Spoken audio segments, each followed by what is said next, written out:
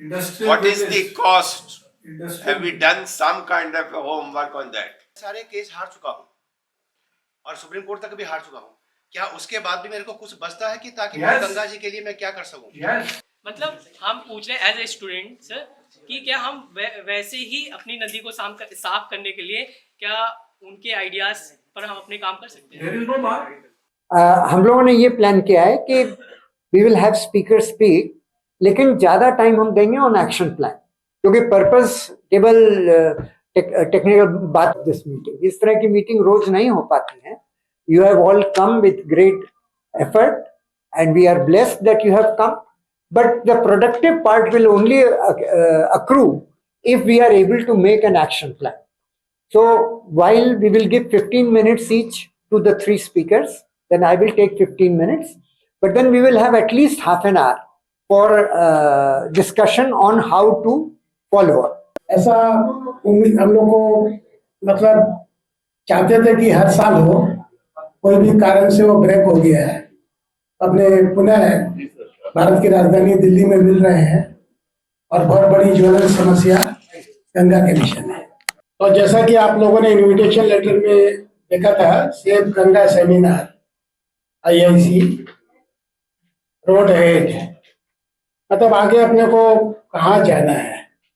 Ganga has been declared national river on 8/11/2008 by then prime minister Shri Narendra Modi and Manmohan Singh.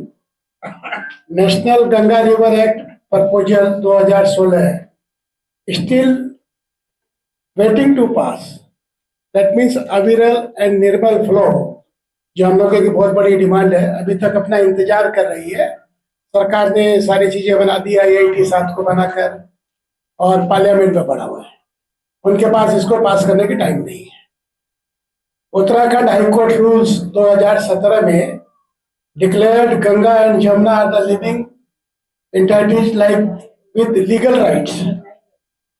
जैसे जीवित व्यक्ति को अपना अधिकार है भारत में कॉन्स्टिट्यूशन में, वैसे ही गंगा और जमुना को दिया और उसके ऊपर में सुप्रीम कोर्ट में अपील चली गई और 2017 का 25 हो गया. 8 साल से वहीं पर पेंडिंग पड़ी है.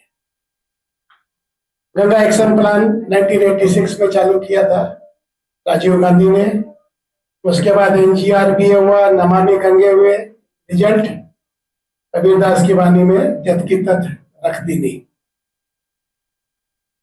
Global alliance to the right of nature, जो कि एक बहुत बड़ा अंतर्राष्ट्रीय विषय बना हुआ है. प्रोफेसर GD अग्रवाल गुप्ता जी आए हुए यहाँ पर, जिन्होंने अपना पूरा जीवन गंगा के लिए बलिदान कर दिया. A selfless eco-warrior died from a fast to death protest against environmental destruction project of Ganga, urging government to fulfill its promises, policies and programs. हम लोग की ऐसी हालत हुई कि हम लोग सुप्रीम कोर्ट में केस किए तो भी उनकी बॉडी नहीं मिली हम लोग को, डेड बॉडी थी. क्योंकि उनका मन था कि हमारी बॉडी के सारे अंग दान कर दिए जाए. मतलब इनको तो पता है मतलब क्या अवस्था रही है. खैर काफी दुख का विषय हुआ है. काफी PIL हुई, SLP हुई, NGT हुए, मूवमेंट हुए. Result as it was. Ganga right is our right. हम लोग का एक ही स्लोगन है, save Ganga save yourself. Ganga को बचाओ, खुद को बचाओ. यहाँ पे काफी बंगाल के लोग भी है. गंगा बचाओ, निजे बचाओ. तो यहाँ पर बहुत लोग अलग अलग जगह पे अलग अलग तरीके से गंगा मूवमेंट को चला रहे हैं, तन मन धन से. तो लेकिन वो क्या कि जब तक एक सामूहिक प्रयास नहीं हो, सालाना एक बैठक नहीं हो सकता जी, और हम लोग एक रास्ते में नहीं चले, तब तक लगता है कि ये जो सरकार है इसके कान में बात नहीं जाएगी. गंगा का विषय क्या है, इश्यूज क्या है. हम लोग आज का 3 सेशन है. पहला सेशन है साइंटिफिक सेशन, इसको डॉक्टर भरत झुंझुनवाला चेयरमैन कर रहे हैं. उनसे प्रार्थना करूंगा कि वो मंच पे आए और अपनी सीट संभाले. दूसरा सेशन है लीगल सेशन, इसका PS साडा जी सुप्रीम कोर्ट के वकील है, वो उसके उनके चेयरमैनशिप में होगा. तीसरा सेशन है एक्टिविस्ट सेशन, उसके चेयरमैन का दायित्व तो मेरे को दिया गया है. तो मैं भरत जी को चाहूंगा कि वो अपना स्थान ग्रहण करें और तालियों की मैं गुजारिश नहीं करूंगा, क्योंकि ये शोक सभा है। गंगा के बारे में हम लोग जो बैठे हैं, तो बड़ा दुखद विषय है। और पिसा जी भी आए हुए हैं, जो इंडो पाक रिलेशन के लिए बहुत सालों से काम कर रहे हैं। काफी अच्छे वैरायटी के डिफरेंट फील्ड के लोग आए हुए हैं। सुप्रतिम कर्मकार जी हैं, ये नदी विशेषज्ञ हैं, और हमारे संस्था के जो पहले प्रेसिडेंट रहे गंगा मिशन, डॉक्टर कल्याण रुद्र के स्टूडेंट है, कलकत्ता से आए हैं। मैं सुप्रतिमता से प्रार्थना करूंगा कि वो मंच पे आए। मिसेस रोजारियो आई है हमारे स्विट्जरलैंड से। I call Mrs Rosario to come on the. Mr Deep Narayan आए हैं, वो सर JNU से आए हैं, वहाँ के प्रोफेसर है, हेड ऑफ द डिपार्टमेंट है। और मैं दीप नारायण जी से प्रार्थना करूंगा कि वो मंच पे आए। मैं सुप्रतिम कर्मकार हूँ, रिवर साइंटिस्ट, एंड मैं थोड़ा सा गवर्नमेंट से भी जुड़ा हुआ हूँ। मेरा काम के लिए मेरा नौकरी है उधर। तो मैं अभी इधर आया हूँ एक साइंटिफिक अप्रोच को आपके सामने ले आने के लिए। तो I would like to share with some view that is from Bengal delta. Okay, तो बंगाल गंगा गोमुख से लेकर बंगाल के खाड़ी तक जब जाती है, उस जगह पर बहुत इंपॉर्टेंट एक चीज है, क्योंकि उधर ही फरक्का बैरेज है। मेरा कंसर्न है फरक्का बैरेज। डाउन स्ट्रीम से आप देखेंगे इस जगह पर हमारे अभी तक गंगा का लिविंग एंटिटी नहीं आया। गंगा में अभी तक गंगा का लिविंग एंटिटी अभी तक इम्प्लीमेंट नहीं हुआ, वो सुप्रीम कोर्ट ने बंद कर दिया है। तो हमारे जो गंगा है, उधर का कुछ मनुष्य लोग है, उधर के कोई आबादी है जहां पर गंगा को देवता के ज्ञान से उधर पूजा कर जाते हैं। तो उसमें और कुछ लोग गंगा किनारे वाले कुछ कम्युनिटी है, वो लोग विश्वास भी करते हैं कि वो गंगा से ही उद्भूत होता है। तो इसलिए मैं बोलना चाहता हूँ कि गंगा के जीवन से जो गंगा संयोग है, तो हम उस चीज को हम देख सकते हैं गंगा बंगाल में। तो गंगा अभी 1975 में फरक्का बैरेज का अनुष्ठानिक उद्बोधन हुआ था। तो अभी 2016 में वो 2026 में वो 15 इयर्स क्रॉस कर रहे हैं। तो आप देखेंगे वर्ल्ड कमीशन एंड डैम्स का रिपोर्ट आप देखेंगे, तो उधर लिखा हुआ है कि एक बड़े डैम और बैरेज हार्डली 40 to 50 इयर्स उनका लिविंग लाइफ है। मैंने ये पढ़ा था कि 1850 के करीब हुगली सूख गई, 76 जो पीरियड। तो फरक्का बैराज के होने से हुगली में निरंतर पानी रहता है।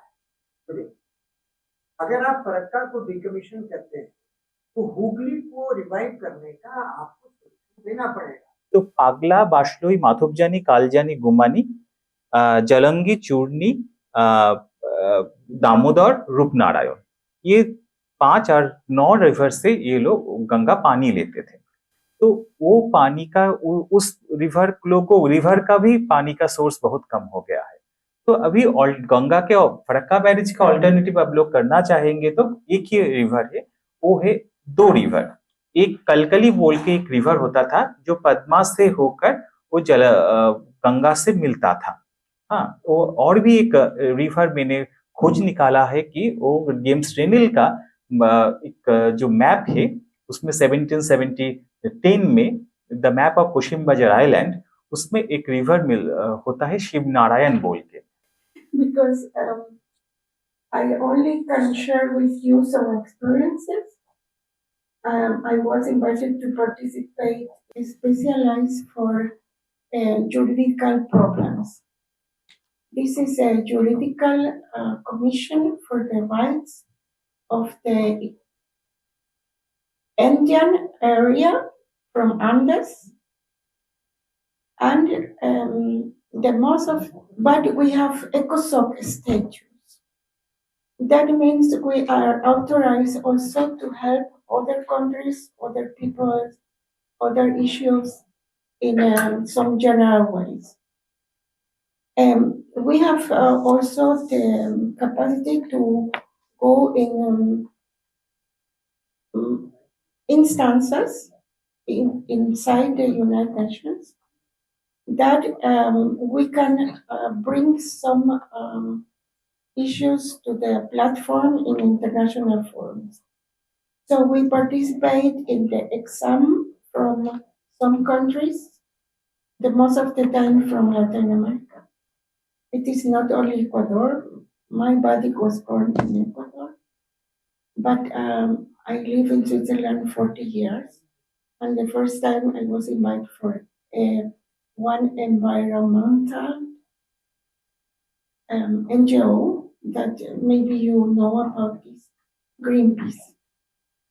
At the time, I was involved in the schools also in Switzerland to show the children how to use the resources in a way that we will have the capacity for the next generations.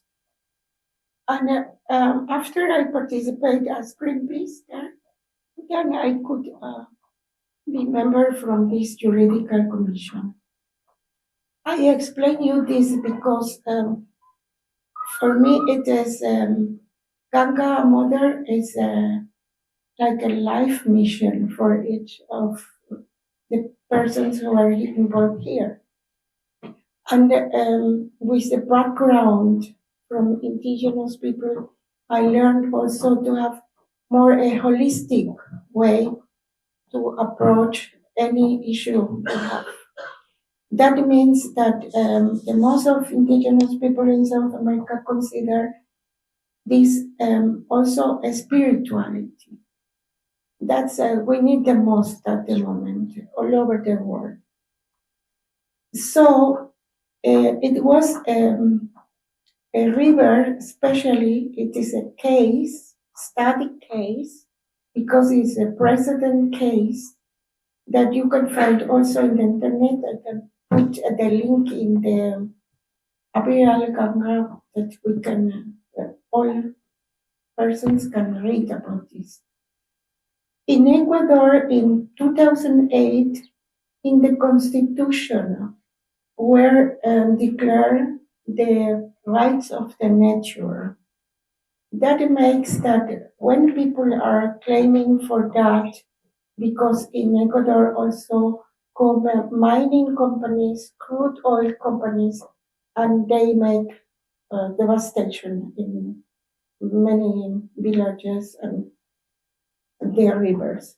So it was a claim in the one Machangara river case that shows the importance of this scientific data, political and community involvement. So it needs really a huge of knowledge and persons who are involved in many areas, like here now. And in this case, because the constitution in Ecuador declares the rights of nature, that means that the Jews in Ecuador could make really a constitutional, there is a constitutional frame that we can consider also, if, tell me if I am exceeding my competence, but if in India also should be considered in the constitution these rights for nature. That could be an idea to implement. Well, there is a little temple dedicated to Ganges Mother, where we can make a ceremony. That I have one idea also for the Chatra, because Madame Rama Auta is not here, but I keep her in mind. I read when she writes messages, and she proposes this Jatra. So I have also one proposition. There is a representative person from Madhapur here who is engineer. He can also complete the aspect from the technical point of view. But I have the idea that in this yatra we can also recite the yatra in Mayapur and go to this Mother Ganges temple. Could be very, very nice. I think we have to be very positive towards modern age. जो western संस्कृति है उसने ही अपनी नदियों को साफ किया है। बिना अध्यात्म के उन्होंने अपनी नदियों को साफ कर दिया, हमने अध्यात्म के बाद भी अपनी नदियों को गंदा कर रखा है। तो वेस्ट को गाली देने से कुछ नहीं होगा, बिल्कुल कुछ नहीं होगा। आप ये देखिए human rights movement, sustainable united nation जो सस्टेनेबल डेवलपमेंट गोल्स बनाए, ऑल दिस इज वेस्टर्न। तो the time is not to flare up कि ये हमारा हिंदुस्तानी संस्कृति का झंडा है और हम इसको लेकर के आगे बढ़ें। Time is to recognise our झंडा but be very positive towards the west. I think we are totally in the wrong step जब हम वेस्ट को अपोज करते हैं। टेक मल्टी स्टोरीड बिल्डिंग, आज जितनी जनता है आप बिना मल्टी स्टोरीड बिल्डिंग के कैसे रखेंगे? कैसे आप बिना लिफ्ट के, बिना एयर कंडीशनिंग के काम करेंगे? जो ह्यूमन प्रोडक्टिविटी है वो एयर कंडीशनिंग से चलती है, ठीक है, उसमें बिजली लगती है, उसका सोल्यूशन करना पड़ेगा। एंड मैं तो हतप्रभ हूं कि हम लोग अपनी संस्कृति, जो गंगा जी की पावर है, actually we need to establish that. Problem क्या है कि हम लोग, प्रहलाद जी नेगेटिवली बिल्कुल नहीं बोल रहा हूं, शंकराचार्य जी ने गंगा जी का महत्व लिखा, बहुत अच्छी बात है, मैं उसको पूरी तरह अंगीकार करता हूं। गंगा जी के किनारे मैं रहा हुआ हूं और गंगा जी ने मेरे को जितना दिया है मैं आपको बयान नहीं कर सकता। लेकिन शंकराचार्य जी ने जो गंगा जी के लिए कहा और आज की जो वेस्टर्न मानसिकता है वो ये पूछती है कि बताओ इस गंगा जी में स्पिरिचुअल पावर है कहां, प्रूफ क्या है? आप बोलते हो गंगा जी में पावर है, कहां है? Where do you prove? तो आज जरूर देखिए साइकोलॉजी है, साइकोलॉजी में ऐसे इंस्ट्रूमेंट्स हैं कि वो स्पिरिचुअल पावर को एस्टैब्लिश कर सकते हैं। जरूरत यह है कि हम लोग आज के एकेडमिशियंस के साथ, अभी दीप नारायण जी को मैं कहूंगा कि भाई जो जोशीमठ में डिजास्टर हुआ उसका हम लोग यूज नहीं कर पाए, वी कुड नॉट यूज।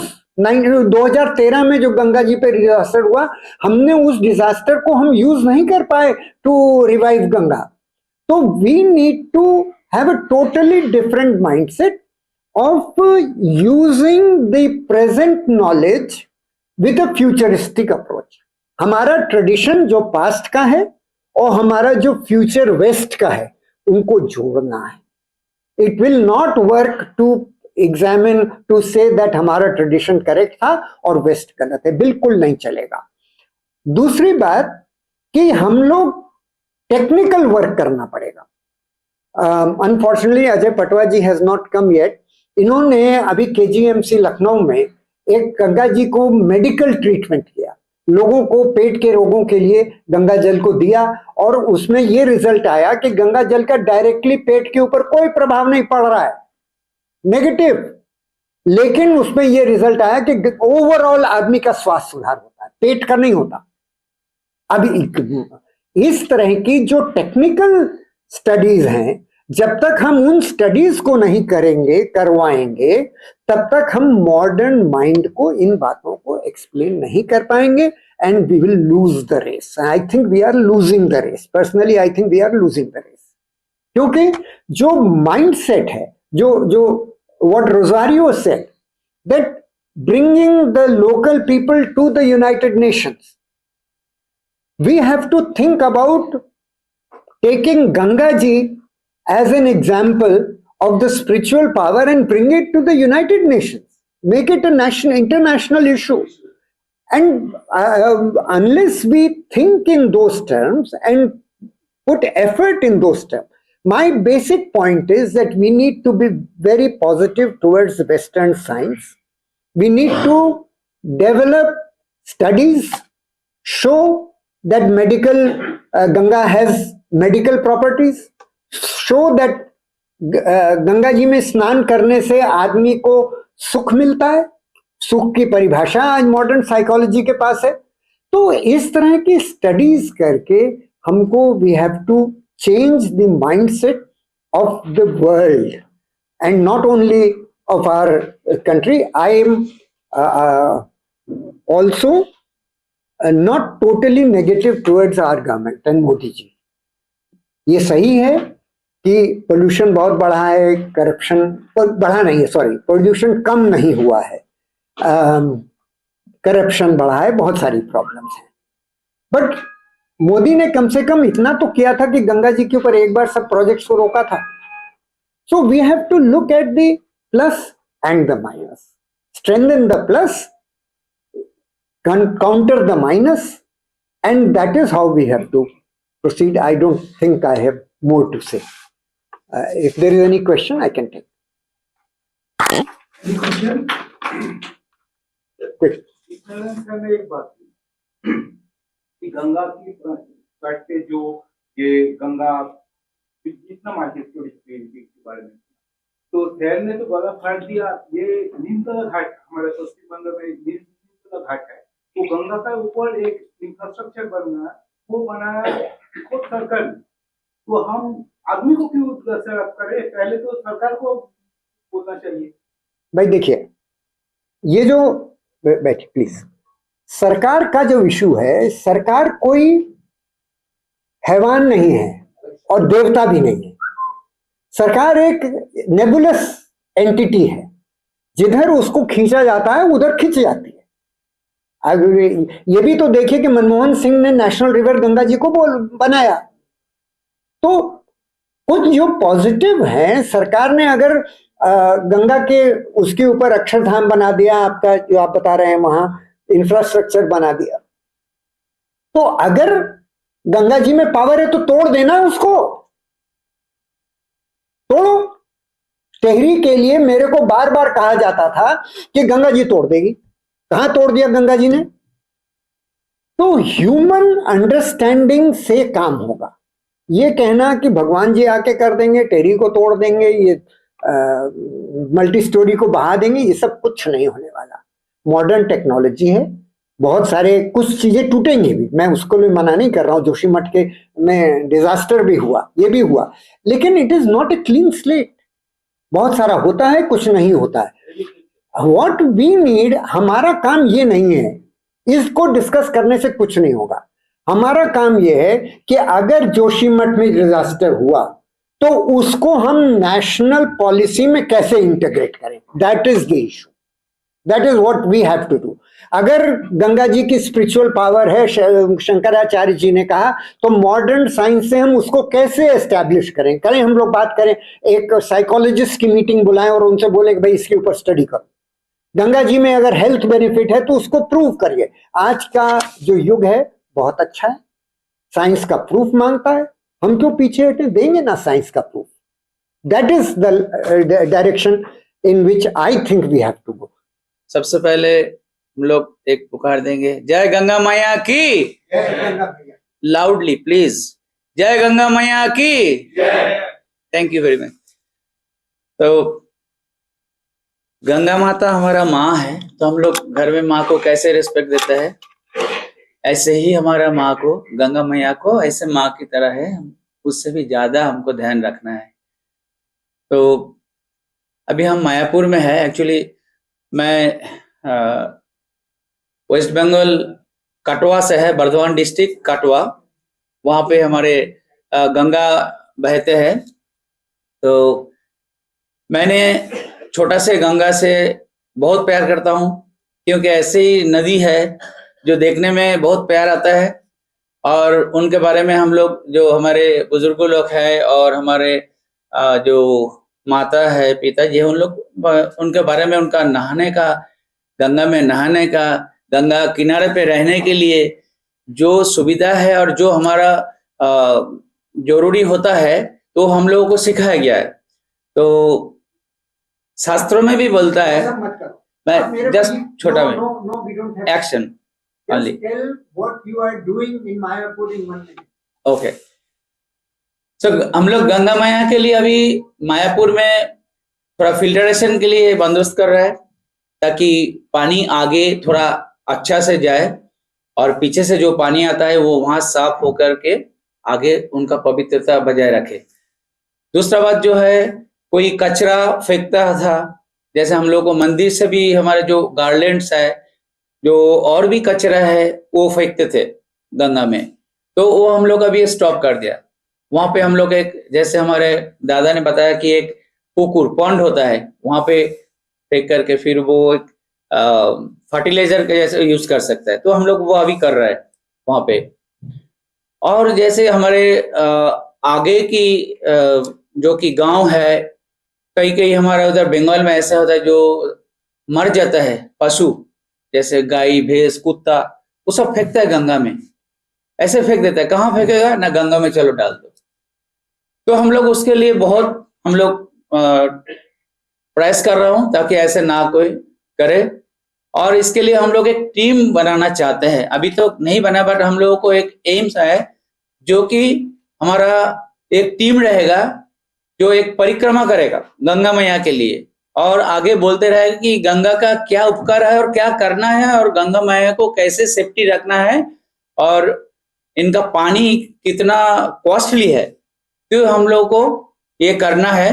तो हम लोग अभी सोच रहे हैं कि हम लोग ऐसे एक टीम निकलेंगे और परिक्रमा करेंगे, और 50 किलोमीटर तक जो भी है हम उसको हमारे जितना भी कैपेसिटी है कल्याण के लिए हम लोग उतना करेंगे। And the fact that when they say the right of nature, and they in Indian constitution talk about the right to life, but then right to life of a human being and the right of nature could be two things, and the Uttarakhand High Court decision could be the precursor to that. But Constitution of India does not really say what is the right of the nature in the scope of human existence. That may come in the way for UN to recognize this, but a petition can still certainly be made within this parameter, and it can be made available for the purpose of taking to UN. It's quite feasible. So that action can be taken. We can prepare for Ganges. We can put it forward to you through your Greenpeace membership of the UN Forum. You can present it over there, or our Uttarakhand High Court has held it as a living entity, so that is a way we can work on. Because of its size and other factors, in case of dams, etc., it is unable to climb the fish ladder, and it requires to go upstream for laying of eggs. So, based on those factors, we have asked for a number of reliefs to protect the fish. Then also for floodplain protection, because that is one of the major areas. For Yamuna, at least, the government has been taking major actions and swift action in many cases. How effective it is still remains to be seen, because a lot has been allowed to pass before the government has stepped in. But we are trying to expand it to, and for Ganga, of course, also some action is being taken, but we are trying to expand it across the board to all rivers, and to have some sort of uniform standards, uniform authorities. For instance, a 500-meter limit for within which no construction activity or other activity will be undertaken. Then similarly, other measures to protect in terms of either some sort of an authority or a monitoring authority, a complaints authority, which will look into these issues, regular studies, etc. So all of these actions also we are looking into. Aside from this, we are also fighting specific cases for particular projects which are ongoing, pertaining to the Ganga River, in particularly with regard to the Ganga River, but also for some other rivers, etc., where the project, one of the major factors, for instance, is that an environmental study does not correctly reflect the environmental cost. What is usually being done is that the environment management cost is treated as the environmental cost. and then on that basis a cost benefit analysis for the project is done. Now that is clearly insufficient, because despite all the management that a project tries to do, that is not the actual environmental cost. The actual environmental cost is not taken into account. So that is one of the things that we are fighting over. Now, in that background, like Sharda ji mentioned, there are in law limitations which we have to take into account. If there is a legislation which covers a subject, then we have to go by that legislation. An activist or a scientist can give us a framework and an idea of what is required. Thereafter, legal expertise to some extent is necessary to assess what of this can be sought through the court or what of this can be achieved through the courts. And that, I think, is where we really oftentimes on both sides are lacking, because an advocate only knows the legal side, and an activist or a scientist only knows the practical side or the scientific or expert side. An expert will not know what are the limitations in law which have to be followed and how to frame your reliefs or your requirements in a manner that a court of law can grant it.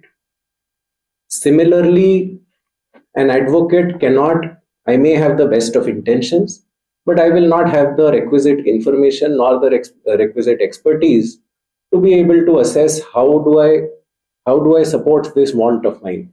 How do I support this wish of mine which I want the court to fulfill? So what is necessary is a synergy, oftentimes which is lacking, unfortunately, in our country. And again, the industry does that much better, at least today. A few years ago, they did not. But today, the fact is the industry is very good at that.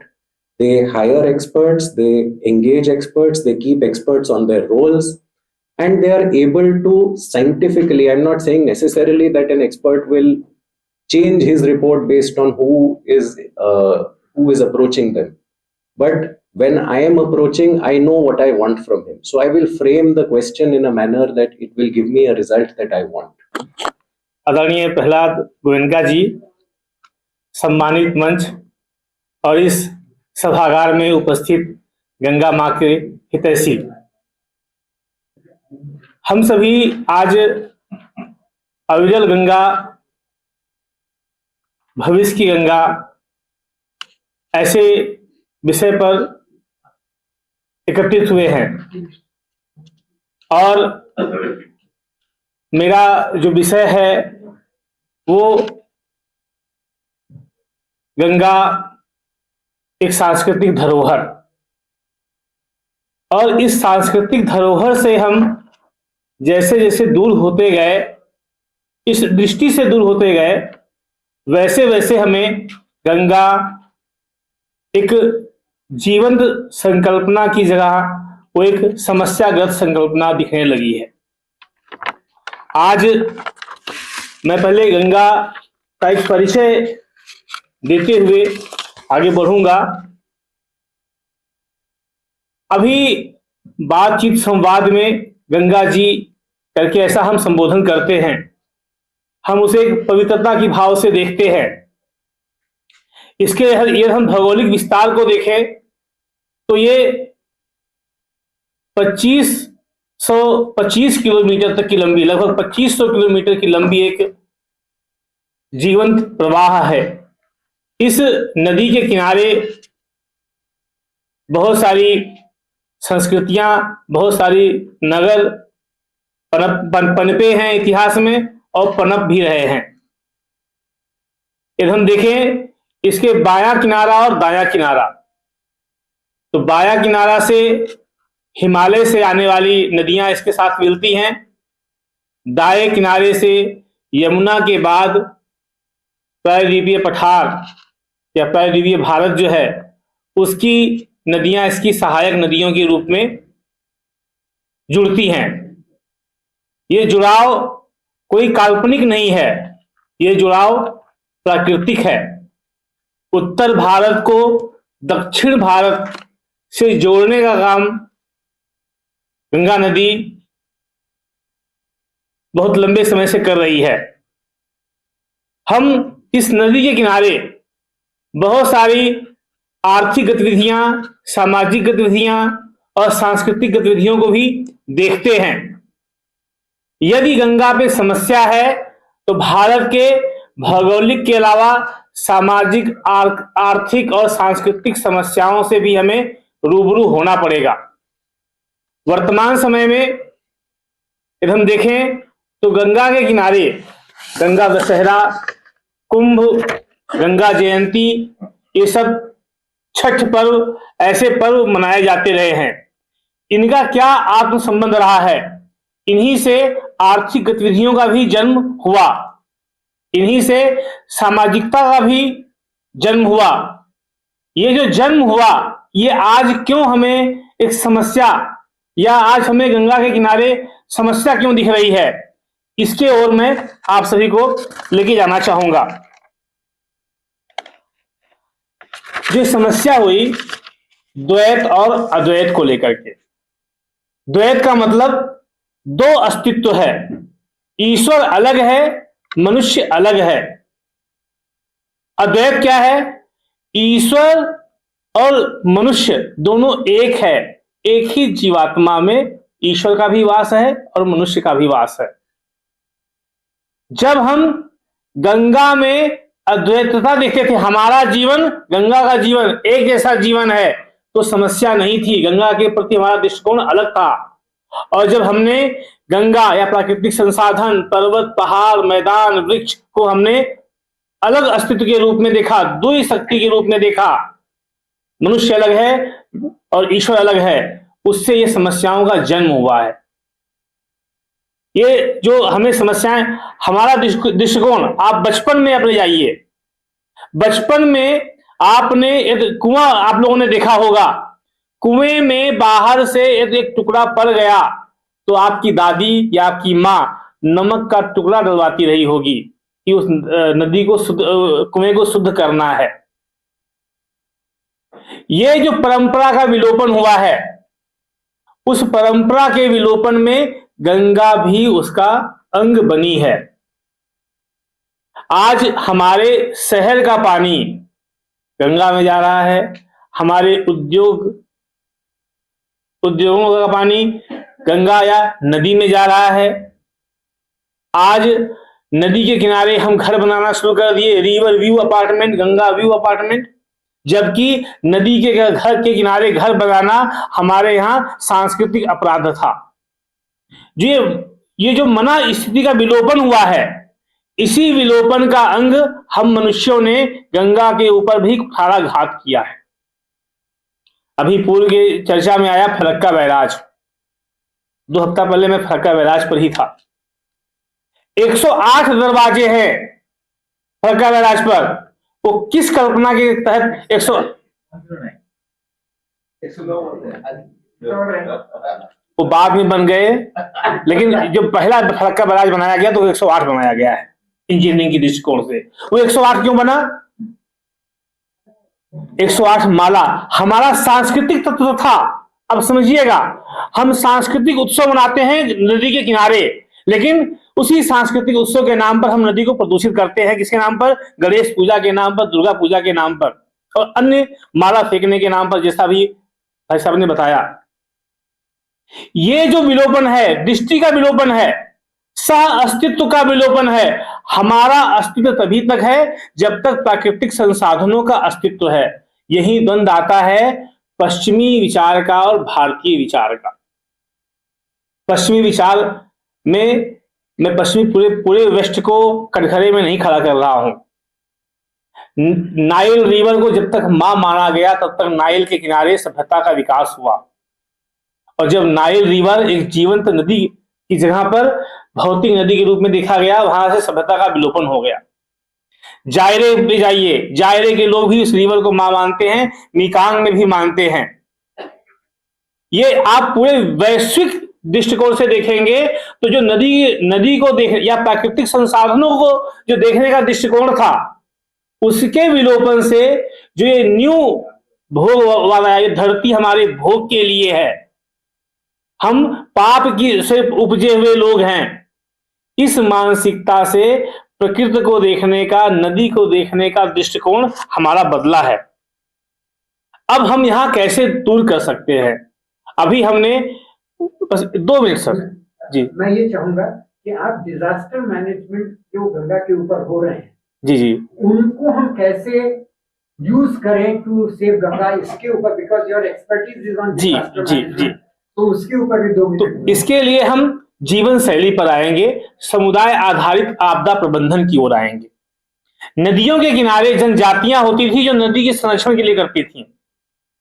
ऐसी जातियों का भी विकास किया गया। निषाद जाति ऐसी जाति है जो केवल और केवल नदी के किनारे पाई जाती है। उसका काम ही था नदी का संरक्षण करना। उसकी आर्थिक गतिविधियां ऐसी विकसित हुई थी। आज हमने इसको फ्रेगमेंटेड रूप में देखना शुरू किया। तो आज जो आपदा प्रबंधन है, जो नदी को लेकर के आपदा प्रबंधन की बात करते हैं, तो समुदाय को जागृत करना होगा। कानपुर का जो शहर है, कानपुर के शहर का लोगों का काम केवल पैसा कमाना नहीं है, केवल भोग विलास करना नहीं है, अपने नदी को भी संरक्षित करना। ऐसा जब कल्चर डेवलप करेंगे, जो हमने न्यू मोड ऑफ डेवलपमेंट लिया है, ऐसे ही आप कोलकाता को ले लीजिए, मुर्शिदाबाद भी, बहरमपुर जाना हुआ। अब बहरमपुर मैंने मुर्शिदाबाद देखा, मुर्शिदाबाद के लोगों का गंगा से कोई सरोकार नहीं है, केवल फेरी से नदी पार करना और आना है। वहां के ये डिसकनेक्शन कैसे हुआ? इस डिसकनेक्शन को हम कनेक्शन में कन्वर्ट करेंगे तो शायद ये हमें नदी आपदा के रूप में नहीं, जीवनदायिनी, फलदायिनी के रूप में हमें दिखाई पड़ेगी। आज बात चलती है, वो बाढ़ आ गया, घर में पानी घुस गया, बुराड़ी कहां बना हुआ है, अक्षरधाम मंदिर कहां बना हुआ है, रिवर बेल्ट में बना हुआ है। एक समय आएगा ओवरफ्लो करेगी। हर रिवर का अपना अपना एक लाइफ साइकिल होता है। जैसे कुछ नदियां 40 साल में अपने सुपर ओवरफ्लो में जाती हैं, कुछ नदियां 80 साल में जाती हैं। गंगा का 20 साल का ओवरफ्लो आता है, 20 साल में एक बार। झेलम का 40 साल में आता है। अब समझिए, मैं आज 2026 में घर बनवा लिया, कमिंग 20 ईयर्स में ओवरफ्लो जब आएगा, जहां पर रिवर बेड में हमने घर बनाया है, मेरा घर डूबेगा ही डूबेगा, मेरा घर बहेगा ही बहेगा। ये जो डिसकनेक्शन है, इसको हमें रीइस्टेब्लिश करना पड़ेगा। लेकिन क्या है, पैसा जैसा मिलता है वैसा हम सोचना शुरू करते हैं, और ये कुवृत्ति हर स्तर पे आया है। पहले व्यापार, शिक्षा, प्रशासन, सामाजिक जनजीवन, इन सब में जो बदलाव आया है, इसी बदलाव को यदि हम समुदाय को ओनर देंगे तो शायद इस आपदा से भी हम बच पाएंगे। अब मैं अपनी वाणी को विराम देता हूं।